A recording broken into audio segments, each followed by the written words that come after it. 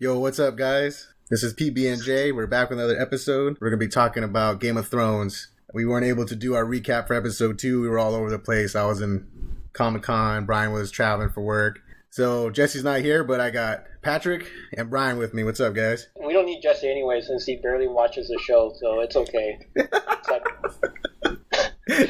He's gonna like listen to this later and then like say something next time, but it's true, you know? But yeah, once again I'm like at another undisclosed location. This time I'm like north of Winterfell, so I'm like in the north right now.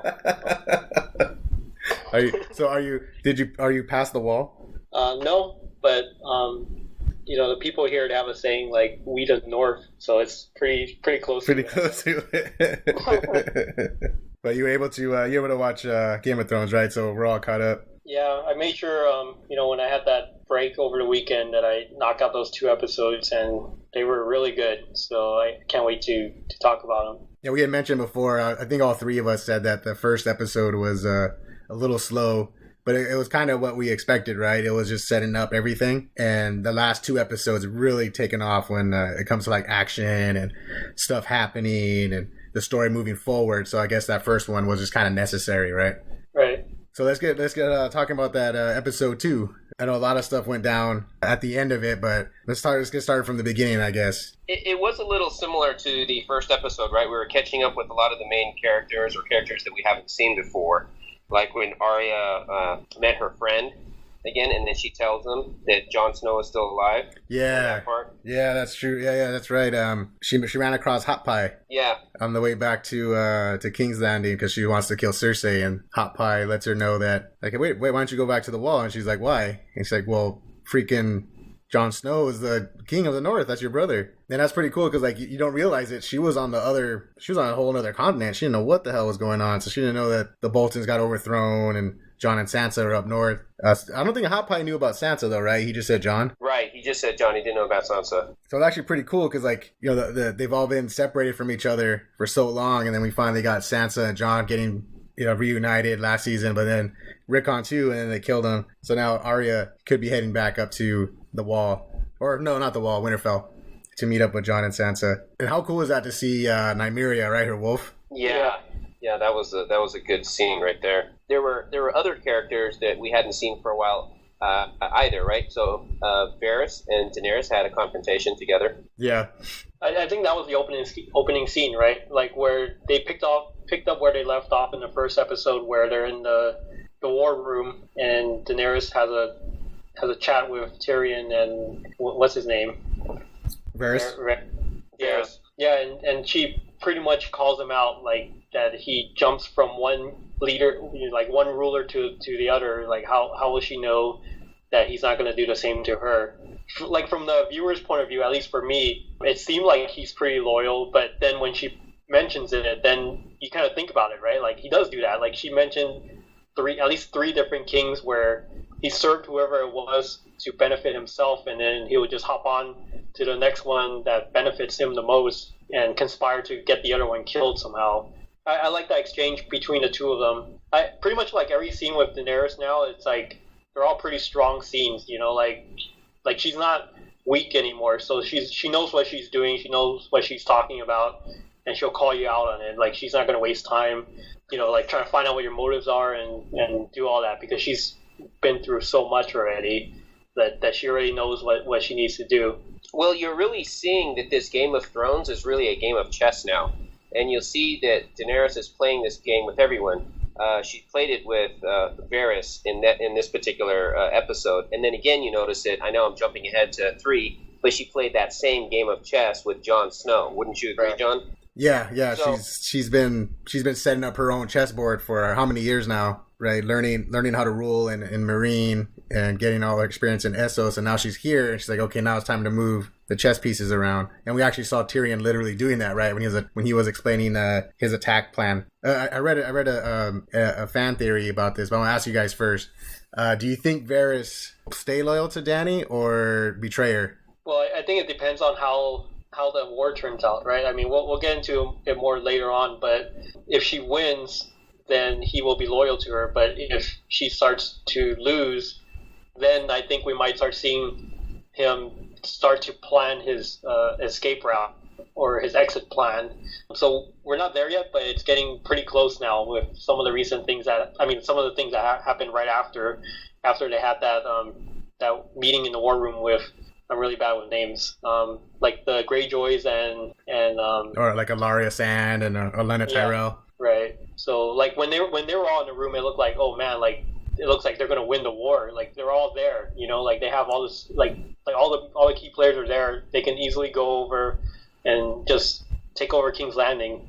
But then in a way, that's another one of Dany's mistakes, right? Where she's always trying to do things the right way, and in the end, like she ends up paying for it, right? Like her allies start getting killed off because she didn't want to just storm King's Landing and get rid of like Cersei right away. I mean, so I'm, we're jumping all over the place, but it's like, so like on one side we're saying that she's really wise and she knows what she's doing, but on the other hand, she still has her compassionate side, and she's paying for it. And then there's that one scene. Oh man, what's her name? the older lady.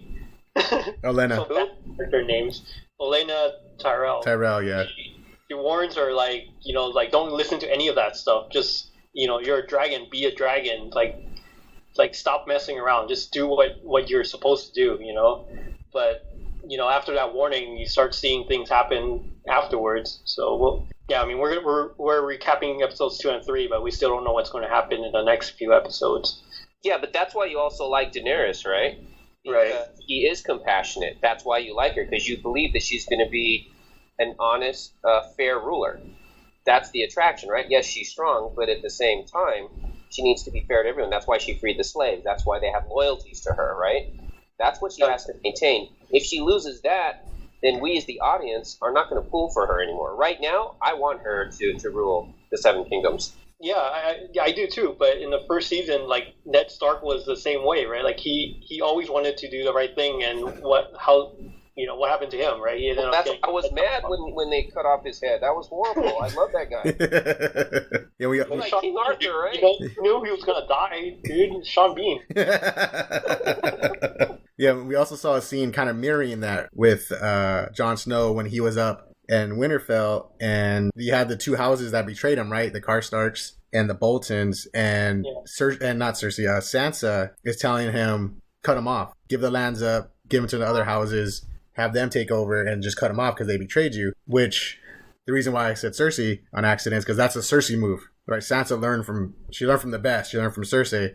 Cersei wouldn't mess around. She would make those houses pay, bury them, just like Tywin would. And Jon was like, no, I'm going to do the right thing, and I'm going to give them back their houses. Just the new lords, which happen to be two kids, right? I'm going to have these two new lords bend the knee and repeat the vows and keep them on my side, and like not punish the fathers for their sins. And Sansa's like, oh god, like you can't do that stuff. So you're seeing both sides. You see, same thing with what Dany did. The scene with Dany, and you see the scene with Jon where he's trying to be the kind, compassionate ruler, which we all love. But like his dad, bad things happen when they're too nice. So it's kind of cool to see the parallels between the two. Like they're both trying to be fair, strong rulers and be good. But as we've seen throughout the show, that normally doesn't work. Yeah, so basically the Lannisters had it right. Rule with an iron fist, right? Mm-hmm. That worked for centuries, didn't it? They were really powerful, and it worked for them because with Tywin, they don't really get into this on the show, but when you read the books, his father was weak and actually lost the Lannisters a lot of power, a lot of money. And when Tywin came in, he freaking just wrecked house. He ruled with the iron fist, got his family rich again, made them super powerful again. Pretty much the second, or you can even argue the most powerful family, even though technically Robert was the king and the House Baratheon was the royal family. The Lannisters were actually the more powerful family. So she saw that from Tywin, and all the years of Tywin ruling and them being in charge. That was the way to go. And so Cersei learned that, and she's like, this is how you do things. And then Sansa, being with the Lannisters for a while, has picked up on it and is like, no, you can't be fair and nice all the time. You have to know when to cut it.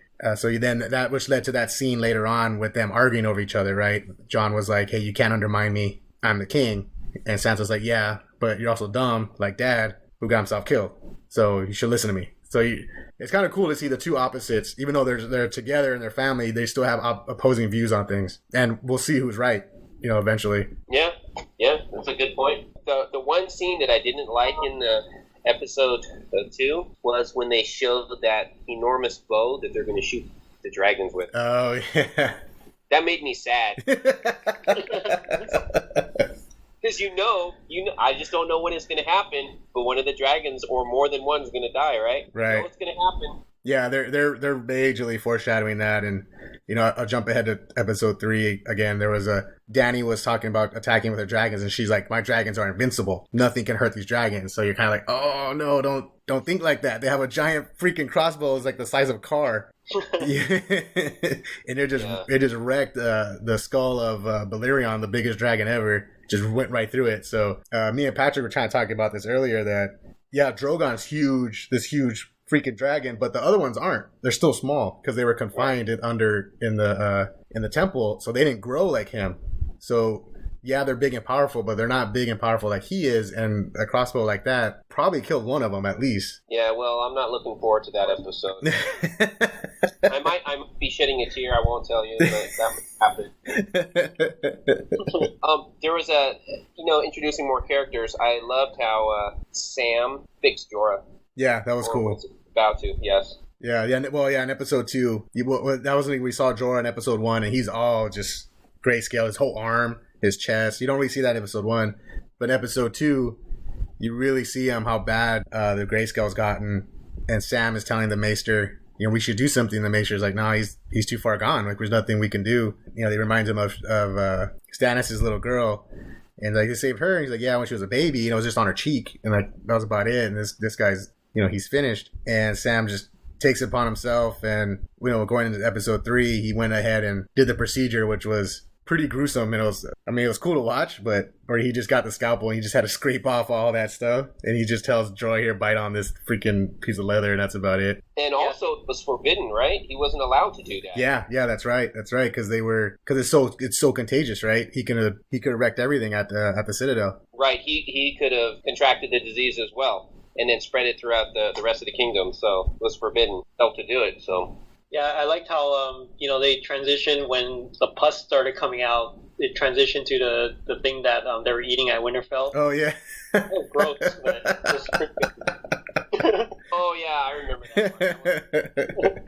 Yeah, and then the big finale of episode 2 was Euron attacking Greyjoys, who were escorting Alaria Sand and the Dornish back to Dorne. Well, what was the plan again? They were going to go down to Dorne and get the army, right? The Dornish army? Right. Bring them back. And then they were supposed to go after Castle Rock? Or were they going to go to King's Landing? The Unsullied were supposed to go, and the Frackis were supposed to go to Castle Rock. And the other two were supposed to, the Greyjoys would be, on water, and the others would be, Tyrells would be, on land, surrounding it. Oh, that's right. It was going to be a siege, right? Right. Okay, yeah. We're planning to just starve them out pretty much. Right. And on the way back, you saw Alaria and Yara flirting and stuff, and some pretty cheesy lines from Alaria Sand. Can you remember she's like, there's a foreign invasion going on right now? It's like, oh god, fucking, they're the worst. I hate them. I hated them. I'm not gonna lie. Seeing them get killed, I wasn't too sad about that. Oh no, I didn't like those characters. Not at all. They were terrible. Yeah. And it sucks too, because in the books they're really cool. They're really cool characters, and they're like, we don't give a fuck. We're Dorne. We never bent the knee to nobody. The dragons didn't conquer us. They're badass. And on the show, they're just dumb, super arrogant, and they just use their physical attraction as part of their confidence, right? Yeah, and it's just I don't know what the show was doing with them, and I don't think the show did either. I think they were kind of and maybe that's because of the books, because the books just now in the books they're really starting to flesh out the Dornish people, but then the book stopped and there hasn't been anything else. So the show, I think, didn't really know what to do, and they tried this new thing and it didn't quite work. But anyway, the Greyjoys were escorting them back, and then they get attacked by Euron. Euron comes in and just wrecks the whole navy, kills a couple of the Sand Snakes, takes Alaria, takes her daughter Tien, captive. Theon says, "Fuck this," and just jumps off the side of the boat. Yeah, what are you supposed to do? Yeah. I have like post-traumatic stress syndrome. Yeah. That's never going to go away. Yeah. He has PTSD. And once that they reminded him of his captivity, he was like, "Forget that." Yeah. He's like, "They already cut my balls off. What else are you gonna do? What do you want from me?" Yeah. Well, but they hinted at, you know, when those two girls were like making out and stuff, right? Like if he was in danger, he would risk his life to save her. And then like just 5 minutes or 10 minutes later, you know, he's being put to the test and he fails. He just jumps off the ship. Yeah. I mean, you can't really. I mean, he is messed up. Ramsay messed him up. He's jacked up forever. So to see him jump off the side, that's actually a more realistic reaction from him. You know, I'm not getting captive again. You guys are crazy, and just, you know, runs for his life. And like, so what's he gonna do? He's gonna fight Euron? Euron would have just jacked him up. Well, see, that's what I was thinking. Also, there's nothing he could have done. Right. I mean, his sister showed a lot of disapproval, but the whole ship is against him. It's just him. Yeah. What can he do? He's going to die. So he saved himself, and I was thinking maybe he can try to do something later. Maybe he's not as dumb as we think or as afraid as we think. Or maybe he is. I would be. Yeah. But, Now I'm imagining Pat doing that. Like, oh, later. Yeah. how many times have I done that? Yeah. Brian, you know for sure. You know, we actually kind of glossed over that. We missed that part in episode 2 where Euron went to King's Landing and introduced himself to Cersei, right? Yep. And he's like, I want to marry you. And she's like, what? And how's that going to work? And he's like, no, I get it. You need something from me. You need a gift. I'll give you the greatest gift. Jamie right away is like, who's this guy? Get this guy out of here. But Cersei's like, oh, no, let's hear him out. And Jamie's like, he's a filthy Greyjoy. Like, you can't trust him. And she's like, well, let's see what he does. And he goes out and destroys the other Greyjoys. So Yara's fleet destroys that, and he takes Ellaria Sand hostage, which is important because if you remember, a couple seasons ago, Ellaria killed Cersei's daughter for no reason. She did it just to do it, right? Because she was mad about Oberyn dying, and so she just killed Myrcella. She just kills him for just poisoning her just because. So Euron knows this, and he goes after her and gets her. Yeah, what's the worst thing that could happen, right? Like, he dies in the sea, so what? Like, Cersei doesn't care. Yeah, she's like, yeah, let's see what he does. What does he have for me? And he goes out and he shows it. And what did he want in return? Marriage. You think that's ever going to happen? No, Cersei's not stupid. Yeah, she's just gonna keep springing him along. Yeah, Yep. she's gonna use him for as long as she can, and she'll get rid of him later. She can just tell Jamie, hey, take this guy out. He's insane. He's crazy, and she knows it. And then she's like, he's a filthy Greyjoy. You know, they all look down on the Greyjoys because they were traitors and had a failed rebellion years earlier and stuff. So she just recognizes his skill, right? His navy is unmatched. He's already went out and did what he said he was going to do. So she knows that he's a powerful ally for now. So what do you think is going to happen to Sam's dad, right? Like, there was a scene where he had to plead his loyalty to Cersei. Like, what happens if they somehow, like, he ends up on the other side? What do you think happens to him? On the other side, so you mean if Dany's side wins, what happens to him? Yeah. I think what got him is that the way Jamie explained it to him was that even though he was the head of the army for the Tyrells, he basically told him the Tyrells are in rebellion against the kingdom, right? And he's like, you're not doing anything wrong by coming with, you're actually doing the right thing by going with us. You're proving your loyalty to the king. And then he also, of course, offered him the title of Warden of the South, which is, you know, the most powerful position you can have. Well, the wardens, right? You have wardens of the North, West, East, and South, and you only answer to the king pretty much. So he gives him that title, and then he also tells him, you're being loyal. So I think in his mind, he's probably like, well, if we lose, I can just explain, that's how I explain myself. I was being loyal. You were in rebellion. I just went stuck with the king that we all swore an oath to. If Dany's side wins, yeah, he'll be in trouble. He might die, depending on if Jon can put in a word for him. Like, I would assume Sam would beg for his life, right? But I don't know. Yeah. Sam kind of think, well, no, Sam would beg for his life, even though his dad's a dick to him. He would still probably tell Jon, hey, he's my dad. Don't kill him. Maybe we can work something out. And he is a brilliant strategic mind, so he's someone you don't want to waste, right? So unless he dies in battle, I still think he'll come out okay. I think. And then also to go get into his backstory a little bit. For they mention him on the show, but they don't get into too much detail. During Robert's rebellion, Randall Tarley, who was loyal to the Targaryens, was actually able to defeat Robert in battle. He defeated, not one-on-one in battle, but his army actually defeated Robert's army in a battle, and that's the only battle Robert ever lost during the rebellion. So Randall Tarley he's really highly respected by everyone. When you say Randall Tarley's name, it's like, oh, damn, Randall Tarley's coming. Like, don't mess with that guy. So he's someone of real high importance, even though he's only been around like a season or two. And Sam's mentioned him before, like, he's a hard ass and stuff. But they didn't really get into how important Randall Tarley really is. So having him on your side is something, like, that was a smart move by Jaime. Like, we got to get this guy on our side. If he goes back with Olenna and Highgarden, then we're in trouble because this dude, one, we're weak already, and then this dude would just finish us off. So that was actually really smart by Jaime, a political move. That was a Tyrion move, actually, getting in there, getting this guy on his side because he knows they needed him. I concur. Well said, John. So, and then going into episode 3, we saw that he joined the Lannisters, and also Bronn. You saw Bronn was on the Lannister side. Yeah. I was like, oh, but hey, man, that dude's a merc. That guy's a true merc, 100%. Yeah. Who's got the money? Who's paying me? So when I saw him, I was like, oh man, I was bummed. But at the same time, like, hey, that's true to his character. One last thing in episode 2 was that scene when before Jon heads out to Dragonstone, he goes down to see like all the tombs, and Littlefinger like talks to him. Like, I was surprised by the way Jon treated him. Like, even though he kind of helped him win that like Battle of the Bastards, is it because of the way he treated Sansa, or what is it? Is there something more that between the two of them? I'm pretty sure it has to do with his sister. Yeah, right? That's a creepy dude. Yeah. I don't know why they keep him. I mean, I guess they keep him around because he helped them, but yeah, like that dude is so like shady and slimy. Like, I mean, the actor's awesome, but that character, like, I hate that guy. They cast him great, didn't they? Yeah. But he hates him.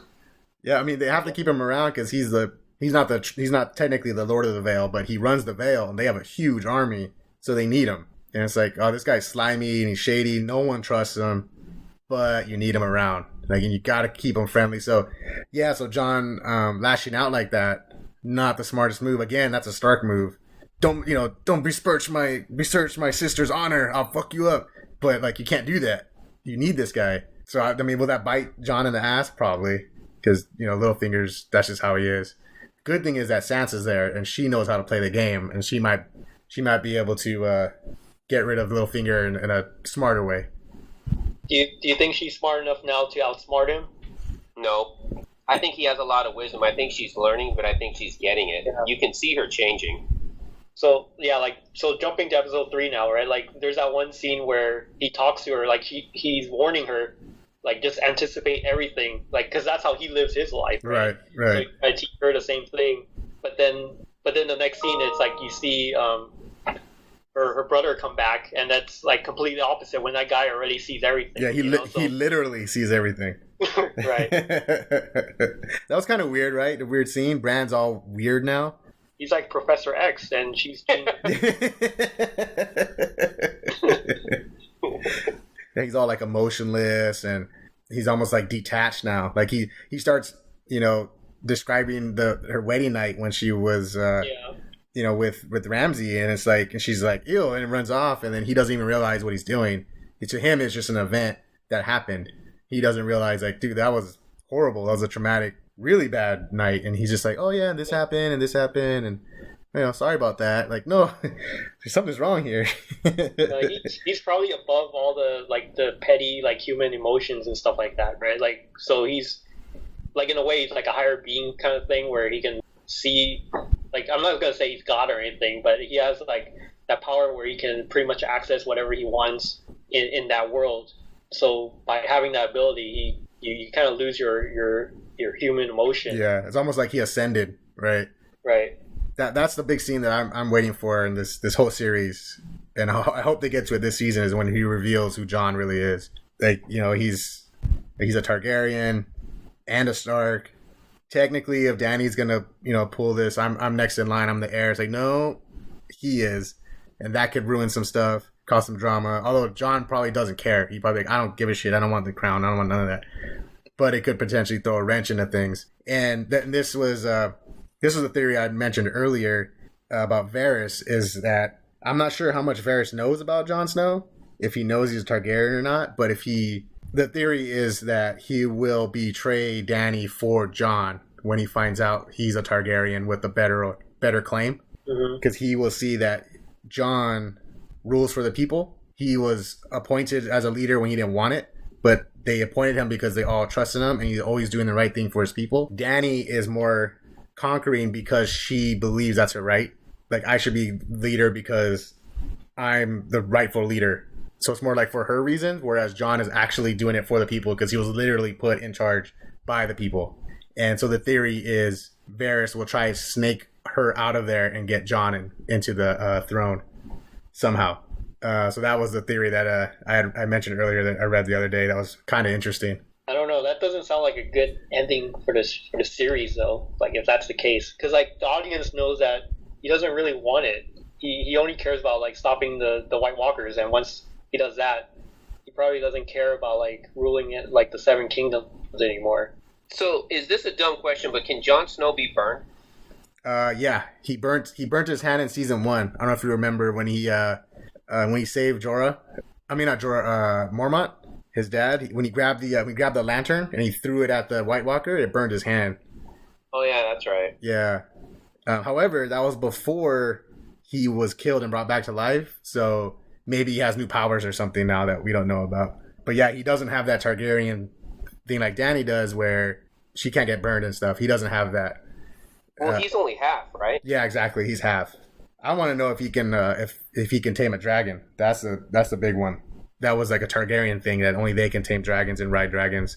Well, if that wraps up episode 2, I guess we can go to episode 3, and it kind of leads into what you just said about the dragons. Yeah. You guys have any else for episode 2? No, I think we got everything. Okay, No, so like episode 3, Jon Snow, like, he shows up at the beach of Dragonstone, and he's being, you know, he loses all his weapons, his ship, and he gets escorted into the castle, and the dragons fly over him. That was actually that was cool. That was a cool scene, just to jump in there, where they all drop to the ground, and Tyrion's like, "Yeah, you know, it's kind of crazy, right?" Yeah, to them it's like whatever. They're just flying around. Yeah. But I don't know, like if Jon did have that power, would the dragon sense it? You know, if he had the power to like kind of tame them or ride them. I have no idea. Like in that scene, it didn't show or hint that he did. Yeah. Did they even know? Right. Right. They just flew overhead. So. Jon. Yeah. So what'd you guys think about the big meeting with Dany and Jon? Like, finally, after all these years, they finally met. What'd you guys think of it? I thought it was a good scene. I also was hoping that Jon wouldn't kneel to her. He would or he wouldn't?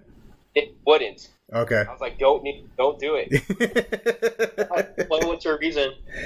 Oh, that she's the ruler and she wants him to bow down to her, and then she'll help him. But so like the way I saw it was like before they met, I thought he would give in to everything because he doesn't care about the war with the Seven Kingdoms with Cersei.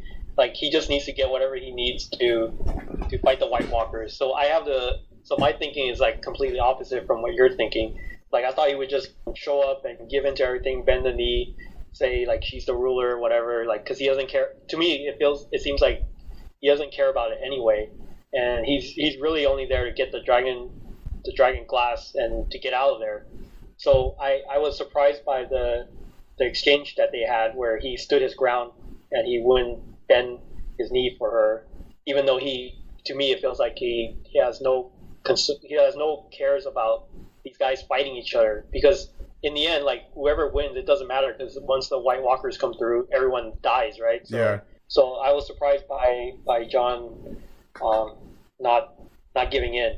It's like he stood his ground, which was surprising to me, which is good, because like last season, we all knew that they were going to meet, right, eventually, and So I imagine back like a year ago that once they meet, everything would be cool. Like they would get along fine. They'll like compromise with each other and help both sides win. And it was nothing like that. So that was a really good surprise.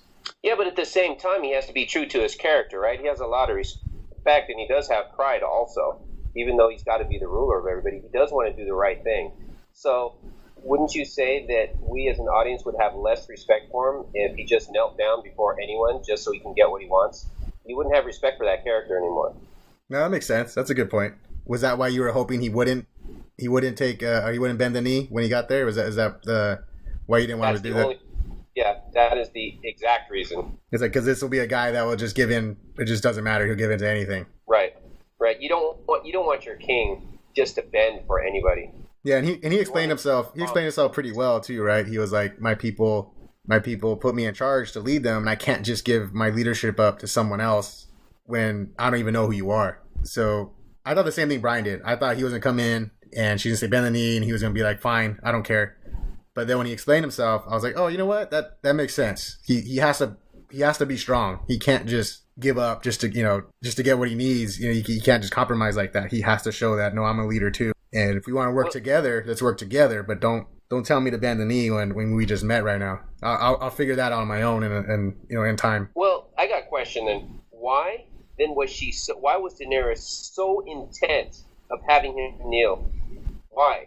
There's got to be a reason. I think it's because of all the stuff that she went through, right? Like she explained it too. Like she did all of that stuff to endure. She endured all that suffering to get to where she's at, and she's not going to have like some stranger just show up and not respect her. I think she feels like she's worked too hard to get to where she is to just have someone like disrespect her like that. And I think, yeah, and I think also she wanted to stake her claim as a ruler, right? And this was like her first opportunity to prove herself. Like, oh, here comes a Stark who bent the knee. His great grandfather bent his knee to the Targaryens, and he can do that for me right now. And it's like her first win, right? It's her first win. Like, yes, I'm the queen, damn it, and I have a subject. And I think she wanted to see that really, really bad. She wanted to see it happen. Like all that crap she went through, all that bullshit, and finally it's here. And then to see it happen, it's like a validation. Like, yes, I'm on my way. And then for him, doesn't she come across as now being arrogant in that scene? I was like, why are you being so arrogant in this? I think she did, and I think she might have jumped the gun a little. Like she's new at this whole thing, right? She's new at ruling and coming into another world, another land with other rulers, and I think she just jumped the gun. I think she's like, I'm gonna establish myself, I'm gonna show my strength, and he's gonna kneel before me because I'm the queen. And it backfired, and not in a bad way. Jon wasn't like, I'm out of here. He was just like, oh, slowly roll. And I think she's still learning, is what I'm saying. She saw this opportunity, jumped on it, and rather than, you know what, let's talk a while, let me get to know this guy, let's see where our agendas are, can we work together, and then maybe later offer up something like that. She came in like a conqueror, thinking I'm gonna come in and conquer like my ancestors did, and it's just gonna go that way. And I think she just got a little too excited. That's all I saw. But she did that in episode 2 also, right? Like when her allies came, like the Greyjoys and stuff, like she pretty much planned out how they're going to win the battle. Like she didn't really get their input. It's just like telling them, we're going to do this and you guys are going to do it because it sounds like a great plan. Right. And then we saw in this episode that it didn't work. Right. We saw Tyrion put a plan together and she was like, yup, and didn't work. And then you're thinking, okay, well, Olenna told her to be a dragon. Maybe she should have listened to Olenna instead, you know? But I think that's what it is. I think that's what made that scene interesting, is that you have two people who are super new at having power, and they don't know how to interact yet. They don't know how to approach things yet. They're still learning. So yeah, that's why it was so awkward. And like Brian said, you were hoping that they would, or not hoping maybe, but expecting them just to be like, hey, I'm Jon, hey, I'm Danny, let's be best friends, right? You know, and we have all these enemies, let's work together and be best friends. But it wouldn't work like that, because they're still like, hey, I'm the king, and she's like, well, I'm a queen, and you know, there you go, and that's it. And so I think they're just learning. I think that's what that scene showed, is you have two people new at this whole royalty thing, trying to figure it out.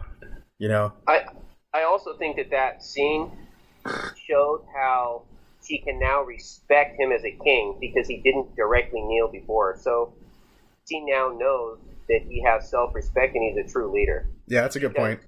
Yeah, why would she give help to someone that just buckles for any person? She doesn't even know this person, or he doesn't even know her, never met her, and he's going to obey her commands immediately. That's not a leader. So I saw it in her eye when she was looking at him, like, oh, it was intriguing. Yeah, like, okay, this guy's not a punk. He's a... Right. Let me talk to him. And then they did, right? And then they talked later, and they're able to work something out. You know, with a little help from Tyrion. Tyrion was like, give him this dragon glass. It's worthless. We don't need it. Just give it to him. And she's like, all right. Tyrion helped Jon Snow a lot by telling her that he actually, if there was anybody in the world that he would believe Jon Snow. Yeah, he vouched for him pretty good. Well, even when Jon Snow first showed up at the throne there, he also vouched for him there too. So he's always trusted him since the beginning. And it's crazy when you think about it, right? They haven't interacted since that season. Was that season 1? Yeah. That's a long time. Like, you don't realize it and you think, like, damn, that was years ago. That was the last time they talked to each other. When he's all, last time I saw you, you're pissing off the wall. Right. Yeah. Yeah. You mentioned, like, he got a lot of, like, scars, like, a lot of wear and tear on his face from all the battles. Like, and then you think about, like, man, like, all that stuff happened when they were not together. It's pretty crazy. So it's interesting, right? You see all that, and all that came. I think another reason that she gave him that dragon glass, and like Tyrion was telling him that we need allies because earlier in the episode, Tyrion's plan backfired on him, and again she lost another battle. Tyrion sent the Unsullied to Castle Rock, thinking that taking Castle Rock would be this great strategic move, and he even had that secret tunnel. Remember? He's like, oh, I was in the sewers. I know this thing. You can get in there and you can just wreck house. And they do. And it's like, yeah, we got Castle Rock. And then Grey Worm is like, wait a minute. Where's the rest of the army? This is nothing. There's just a couple guys. And then turns out Jaime had taken the Lannister army to Highgarden and took Highgarden. And now, all of a sudden, the Lannisters have not only their army, the Highgarden, the Tyrell army, now they got their money. Well, that's because Tyrion's not a military leader. He's a politician, right? Yeah. And Jaime is a military leader. Yeah. Yeah, we were talking about this earlier, how Tyrion's playing at war, and that's Jaime's world. Jaime was raised and groomed to be a great general and leader, and he's kind of kicking Tyrion's butt right now. So do you think that scene where the Bravos banker shows up and says, like, you guys, the Lannisters owe them money, do you think that was one of the reasons why they decided to attack Highgarden instead? Oh yeah, for sure. They're like, you know what, we'll get you your money and then some, and you're gonna help us out even more because we're about to take Highgarden, and they took it. Now they can pay back the bank, and also now they have another ally in the Bank of Bravos. So the Lannisters went from looking kind of weak to all of a sudden they seem to be back in power. Yeah. So, well, I wanted to jump back to that scene with like Jon Snow and Daenerys. Unless you want to have something to add. No, go for it. So that one scene where Jon Snow like listed out, or not Jon Snow, but like Davos listed out all the things that he went through, where he got stabbed in the chest.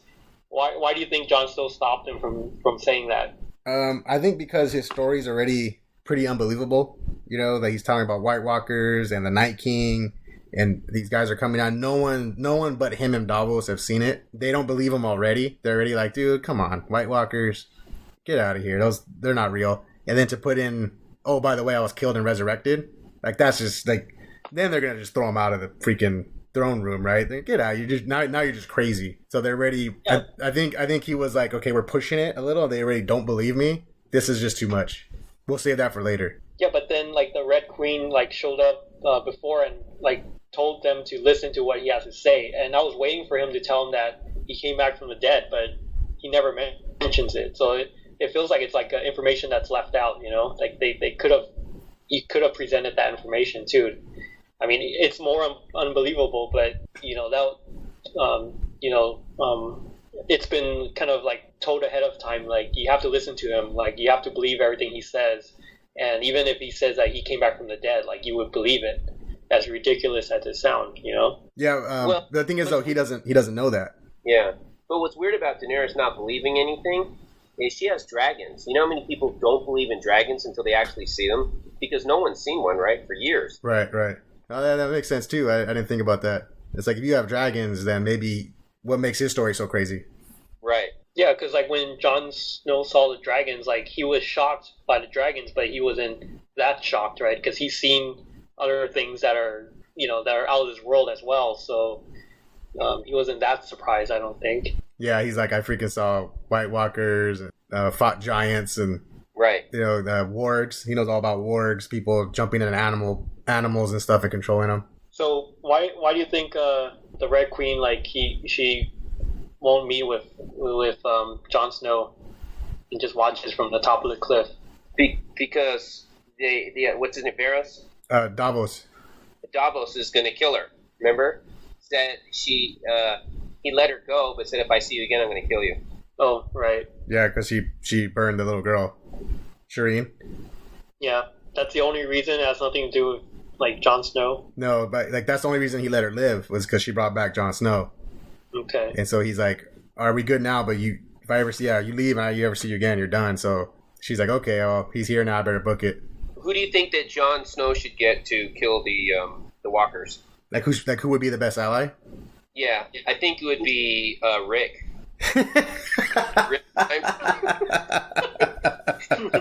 That's who he needs. Someone needs to get on that. Someone needs to tell him, "Hey man, there's this dude. He's been handling this for about 6-7 years now. He's got it down. Him and his boy Daryl." Yep.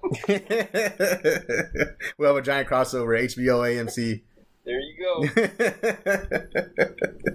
So the big meeting between Dany and Jon, of course, that was the big event of episode 3. It took up like almost half the episode, I think.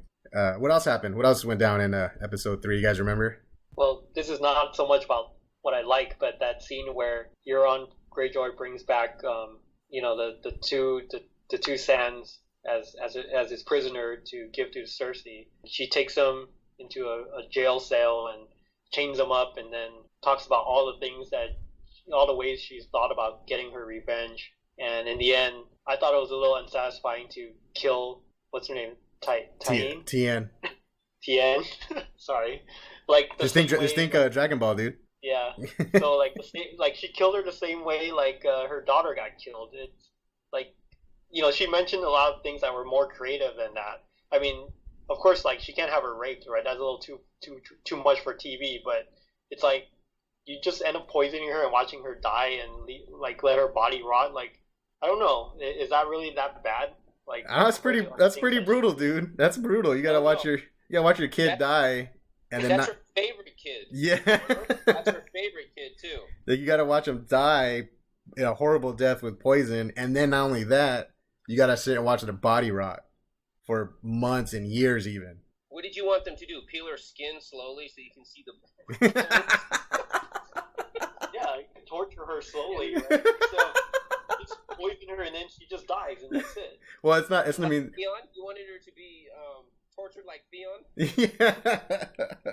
Yeah, I mean, it's not. And then the punishment wasn't for Tien; it was for the mom. She's punishing the mom, so you get to watch your kid die and then just stare at their body for however long I want you to. That's rough, dude. I don't know if you can top that.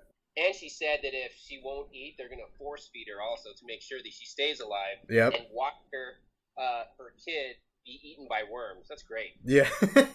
And then they'll always have torches, so it'll never be dark, ever. And I got one word for this. Justified. Yeah. Totally justified. It's like, oh, you killed my kid for no reason? Okay. That's right. Yeah, that whole scene was like, man, that was like really tense because I was thinking the whole time, dude, Cersei's going to come up with something crazy right now. Like, it's going to be bad, really bad. And then that was her plan. I was like, oh, man, that's brutal. The one person not to mess with in Westeros, and she messed with her. She, going back to episode 2 and 3, it doesn't seem like Jaime trusts Cersei anymore. You can see it in the way that she has just vengeance for everyone. Yeah. I don't know if you guys have noticed that. No, yeah, he's conflicted. You can see it. I mean, that whole scene right there, and then even when they're in bed together, and he's like, "You can't let anyone see us," and she's like, "I don't care." Not that he's in the right. I mean, he's with his sister. That's freaking gross. But he can see how reckless she's getting. Yeah. But at the same time, he has to. She is smart, and she does know what she's doing. and he can't defy her. She's right. The one's in control. She right. knows it too. Yeah, and then the great scene also at the end with Elena when they finally when he meets up with her at after they take High Garden. That scene made me sad because she's such a great character, and I'm like, oh, this is it. She went out like a boss. Yeah. She was just like, oh, okay, is this poison? Is it painful? And he's like, no. All sympathetic, right? No, it's not painful. So she downs it real quick. And she's like, oh, by the way, I killed Joffrey. Oh, drop the mic. I'm out. And that's it. Now, guys, do you guys think that Jaime's going to tell Cersei that? Will he tell her? I didn't even think about that. I just assumed he... Right? What's that? That would hurt her more because she won again. Cersei lost again. Right. Even killing her, she still lost. So that's when I'm wondering if Jaime's going to tell her. That's a good question. I just assumed he would, but now thinking about it, I don't know. Yeah, I don't think she would care because I think she'd rather believe that Tyrion killed Joffrey. Like, I think that's a better thing for her to believe in versus the what's her name? Olenna. Oh, I got it. Yeah. Yeah, and then in order to save Tyrion, Jaime's going to tell her that it was her. He could do that. I don't think that'll save Tyrion because he still killed Tywin. Right. But it might get Sansa off the hook because she hates Sansa too because she thinks Sansa was in on it. So he could be helping Sansa in that way. She, Cersei might go, oh shit, I thought it was Sansa this whole time. Now, would she go light on her or something? I don't know because she just might be like, nah, screw it. She defied me anyway. So I really don't. I think by him telling her, I don't think it accomplishes anything. So Cersei's kind of unhinged as it is, and it might make it worse. So I don't know. That's a good question. He might not. He might just pocket it. Yeah, but that scene gives Jaime more thought of like how out of control Cersei's becoming. So that gives him more doubt on whether or not he needs to continue or whether he should continue, fighting for her because she's becoming like the Mad Queen now, right? So. Like, what if he has to be the one to stop her, and then he's gonna be a Kingslayer and a Queenslayer? I think the show's kind of foreshadowed that pretty good. He's gonna take her out probably, and then who knows where the battles will be then. If he'll be pardoned by whoever wins, if Dany wins or Jon wins or whatever. If they're like, we need you to fight the White Walkers anyway, or if it's just too much and maybe he takes himself out. I don't know, but yeah. It makes sense for Jaime to be the last Lannister. I mean, not counting Tyrion to be around, because that's the only way I can see them working together to fight the White Walkers in the end. Because he's the sensible one, right? Right. Yeah, they kind of go into this in the books. I don't remember them saying this on the show, but of the three kids, Tywin was because Tywin was always complaining about Tyrion, him being a disappointment, all that stuff, and I think it was his sister. Yeah, so it was definitely in the books. His sister tells him that of his three kids, Tyrion is the one most like him. Cersei was smart like him and driven like him, but she got his cruelty and to the next level.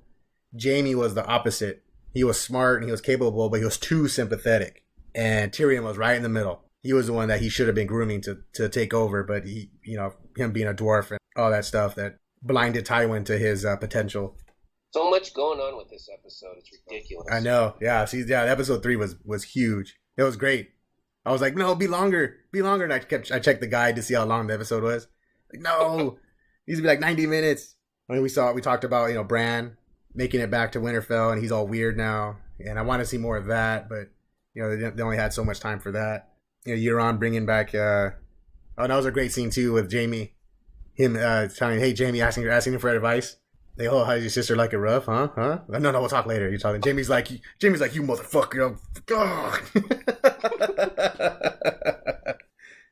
Hey, we were talking about earlier, Patrick, how you mentioned how she said you'll get your heart's desire after the war's done. Right. He was expecting it right then and there when he dropped off the gift, and she's all, nope, just using him like she uses everybody. Yep. Pretty smart. Keep this guy around, and then we'll see what happens later. Yep. And we didn't see Arya this episode, right? She wasn't in episode 3. She'll be coming in the next one. Dude. She was the guy from the Iron Bank. Oh. That's right. The Mycroft dude from Sherlock. Yeah, that's the first thing I thought too. I was like, oh, hey, Mycroft. But there's some theory going around that Arya, was using the face change thing to be there, because during that interaction with Cersei, like she invited him to stay, to kind of earn his trust that she would get him back the money.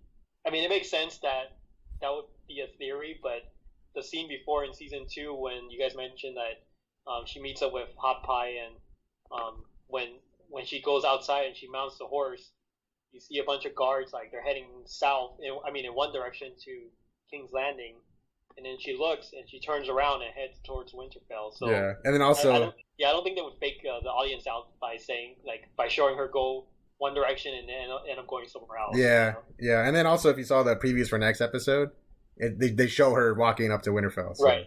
Yeah, right. So it's like that theory just got. It's like, guys, you guys just turn the episode off. Watch the preview for next week. You'll see she's walking right up to Winterfell. It's right there. Which that's gonna be great. To see her get there with Sansa and Bran, and wait for Jon to get back, and there'll be all the kids back together except for Robb and Rickon. And I'm still hoping Nymeria works her way over there too, like follows her without her knowing. That'd be cool. Yeah, I think she'll probably show up when Arya's in danger later on, just like hiding in the back. That'd be cool. That'd be it's cool. a little disappointing if the direwolf just leaves and that's it. You never see it again. Like right.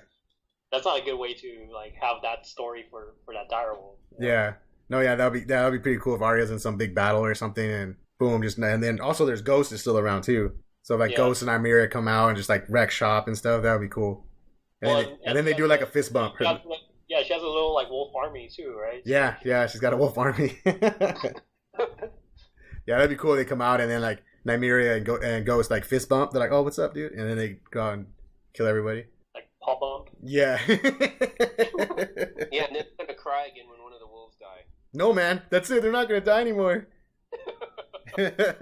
One of the dragons. Okay, I'll take that, but no more wolves, man. No more wolves. When Summer died last season, I was like, "Oh man, fuck!" When he ran back in to protect Bran. Yeah. I was like, "Fuck, damn it."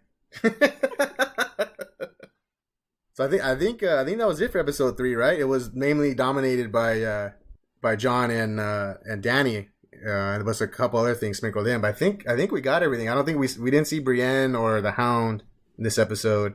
No, but did we talk about the scene where Jorah's just cured? Oh, that's right. Yeah, that's right. Sam cured Jorah. That's pretty huge.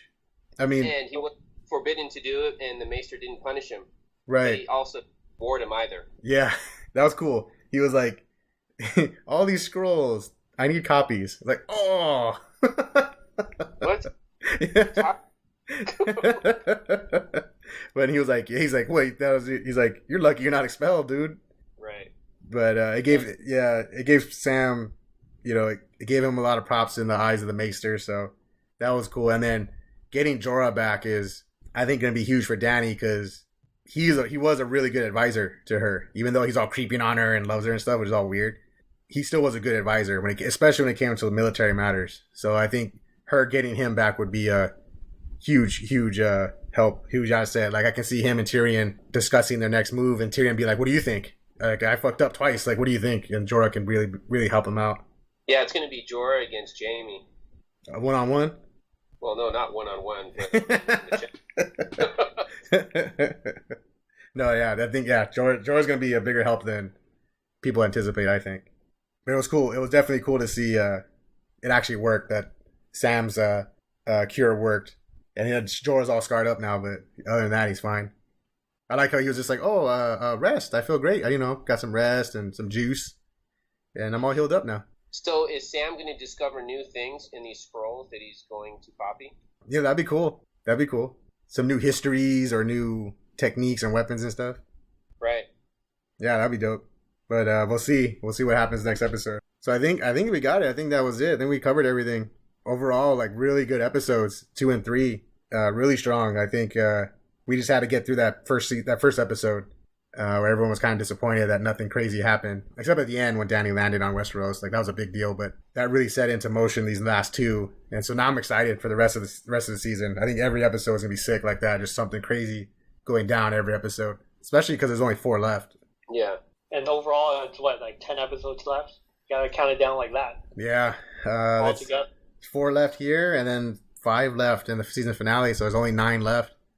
Oh man, I know. What sucks? Horrible. There's only 9 episodes, and it might take like 2 years for it to finish. If they take that year off next season, which it sounds like they're going to. We'll just have to live with Westworld next season or next year. And Better Call Saul. Better Call Saul, yeah. So since we covered everything with the Game of Thrones, I'm gonna put you guys on the spot right now. What's your favorite TV show of all time? Oh, you guys didn't expect me to ask that. Probably Gilligan's Island for me. I don't know. It's a pretty good show, man. I don't know, because if you compare Game of Thrones, well, I really like Breaking Bad too. Yeah. Breaking Bad is really good. Man, that's a tough question, man. Yeah, no, I was like, I'm gonna be mean to these guys right now. They didn't even know I'm gonna ask this, but I'm gonna ask it. yeah, it's a little bit easier for me because I didn't really watch TV until like 10 years ago, following TV series. So without answering your question directly, like a few of my favorites are Breaking Bad, like Game of Thrones, Mad Men. I really like that show. Oh. The Sopranos. Yeah. So like those are the kind of, and Lost. I mean, I like that one too. But that was because I watched it after all the episodes were out, so I didn't suffer through like what you did, John. Yeah. Where you watched it by the TV release, which I assume is torture, where they have these crazy cliffhangers and. Oh man. Yeah, that fucking show, man. Those cliffhangers. Yeah, like, and I would just like go on Netflix and just it automatically play the next episode. Yeah, I mean, it's hard to have a number one or my favorite because they're all a little bit different. But if you ask me like by genre, I guess it might be a little bit easier. But then like you can kind of tell like these shows that I'm listing, they're all pretty serious. Like they're more drama than Right. It's not like a sitcom or anything like that. So. Yeah, I mean, the first one that I really remember that had an impact on me was The Sopranos, even though that show was a really slow grind. Same with Mad Men, it's like the same writer, so yeah, the same feel of like the pace and everything. So, but yeah, those are the 2 shows that made a really big impact on me, like in terms of like for my favorite TV shows. Yeah, no, Sopranos that was a good show. But yeah, you're right. You're right. That was a slow burn. Because there was episodes where like nothing happened, but it was still good. And I never watched Mad Men. I never got into that one. Did you watch that one, Patrick, or no? No, I didn't see that. I don't know. For me, I don't know. It's difficult because when you're watching TV series in the '80s, back then they were great, but if you look at them now, not so great. Right. The writing's obviously better now that I'm older. I'm gonna have to say it's almost a tie between Breaking Bad and Game of Thrones. I don't know. Do you guys watch Narcos? No. Narcos was pretty good too. Yeah, I watched part of the first season, but I didn't have a chance to go back and finish. But it was like the episodes I did watch, they were pretty good. Yeah. For me, it'll probably be Game of Thrones. Because like when I really thought about it, it's the only show where I got so into it that I read the books and then I went online and read the theories and I learned everything about every character and every backstory on everybody. But the X-Files is also up there. The X-Files, I think, was a little ahead of its time.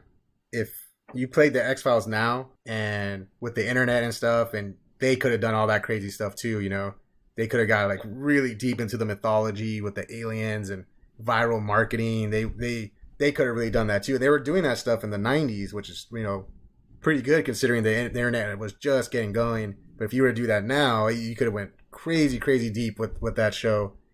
And I was able to get really into that and their backstories without the internet, just buying like magazines and books and stuff. I got, super into that. The only reason I wouldn't put that the same as Game of Thrones is because of David Duchovny leaving. Like, oh yeah. So the show kind of petered out at the end. Like, it was still good, but it wasn't like super good. Like it was an excellent show where I had to watch it. When he left, that really hurt the last couple. I think it was 2 seasons. So that's why I have to kind of knock it down, because Game of Thrones isn't going to do that. It's going to finish. It's going to be awesome. Whereas X-Files is kind of, and I guess we're done. And they just stopped. So those 2 were... yeah, so you notice I didn't mention Walking Dead, because that's the way I feel right now about it. Like that show should have ended 2 seasons ago. Oh, you think so? It's dragging? Yeah, I mean they're just moving from one location to another, and they're just surviving, and they just meet a different character for a season or two, and I don't know. There's like it feels like there's no end to it. Like it'd be better if they at least hint towards an ending or like an end game, but it just seems like they can just do this forever if they wanted to. Right. Yeah, and I haven't been catching up with the latest episodes, so it's mainly because I've lost interest in it, and I'm now there's all these like shows only like if I'm only talking Netflix, right? There's all these like really good shows that I'm watching on there that I would watch way before like Walking Dead now. Right. Yeah. Yeah. I love Walking Dead. I think it's awesome too. But yeah, it's not consistently good. Like when it's good, it's really good. And then when it's bad, it's really bad. Like there's really high, the peaks are high, the valleys are low. Yeah. With that show. And then this past season was kind of rough.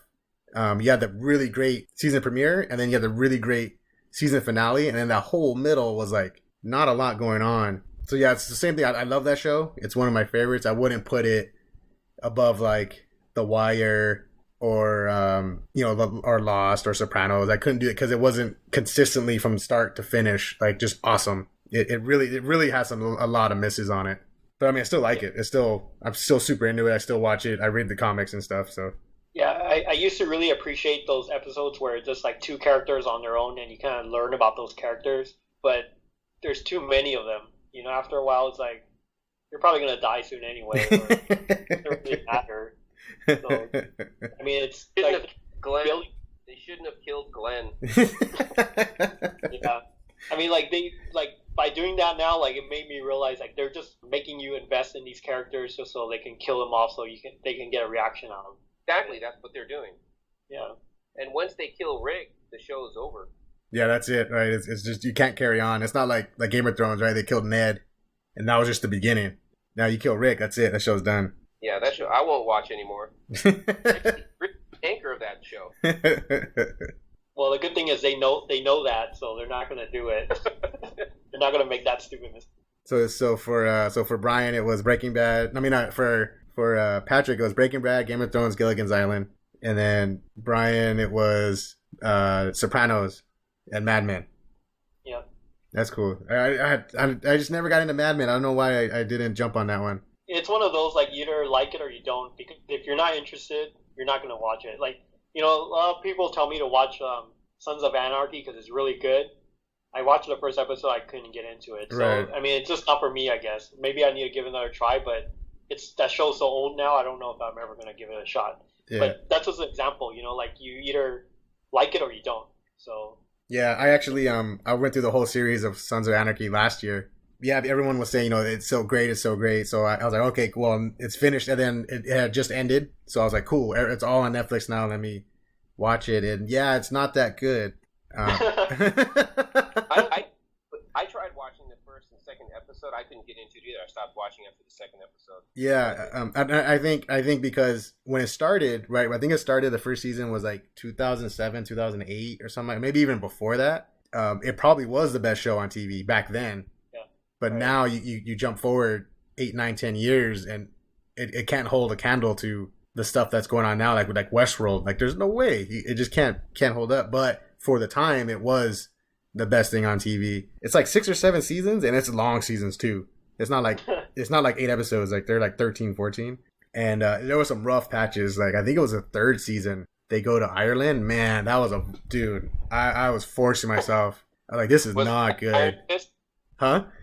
Was it like Iron Fist? No, it wasn't as bad as Iron Fist. That one, man. That's a good segue. We need to talk about that soon since the Defenders Defenders are coming. I think 15th or 16th. Yeah. We should try to do it this week because then it's gonna be hard for me to get on after this week. So I want to be on it so I can compare with Pat to see who hates the show more. Pat, how long did it take you to watch that? What, Iron Fist? Yeah. Dude, man, I was struggling. Didn't you just finish? A month and a half. A month and a half. But there's only 10 episodes, right? I think I paused it halfway in between, came back and watched the second half of one episode. I don't know. It was hard to watch that. But you're watching Luke Cage now, right? I am. I like it a lot better. Yeah. Wait. What episode are you on? Because that makes a big difference. I've only seen 3. Okay. What? Get worse? It doesn't get worse, but the second half isn't as strong as the first half. So that's all I'm gonna say. I don't want to give you. No, that's fair. That's a fair assessment. The last half, the second half isn't as strong. It's still like 10 times better than Iron Fist. Yeah. It's just not as strong as the first half. If I start getting bored with it, then I'm going to watch one episode of Iron Fist and then continue watching Luke. Yeah, you're like, oh, this is better. This is much better. Yep. That was our wrap up for Game of Thrones episode 2 and 3. We're all super excited the way the show is going. I can't wait for Sundays. I wish I could fast forward to Sundays so I could just watch it. Yeah, stay tuned. I guess we're going to be hitting up Netflix, right, guys? That'll be our next podcast. Yeah. Yeah, we go over the Marvel. Well, more specific, the Marvel Netflix shows. I mean, we can go and we can do Stranger Things, like Narcos, whatever. But our next one will be the Marvel Netflix. There's enough. Well, I think there was 4. No, wait. You had 2 Daredevil, Jessica Jones, Luke Cage. So we had 5 Marvel seasons setting up for Defenders coming up in a few weeks. So I guess we'll do that next. We'll hit up the Marvel Netflix shows on our next podcast. So stick around for that. I think that's it for me. Well, you guys got anything else? Nope, that's it for me, guys. Yeah. So when you guys were talking about hot pie earlier, I read on the internet that the actor, he opened up a pop-up bakery where he was selling those direwolf cookies. So it's pretty cool. If they're still there around Christmas and I'm in town, I'm gonna definitely get one. Where are they at? It's in London. You can be in London? Yeah. I always go there during the winter time. So. All right. Yeah, you're gonna have to get some. Hook us up, dude. Yep. It'll be all stale and stuff, but I think it'll still be okay. I'll put it in the fridge. Just put it in the fridge, dude. Just put it in the fridge. Yeah. All right, guys. So that's it for us. So I'm out of here. Later. All right, later.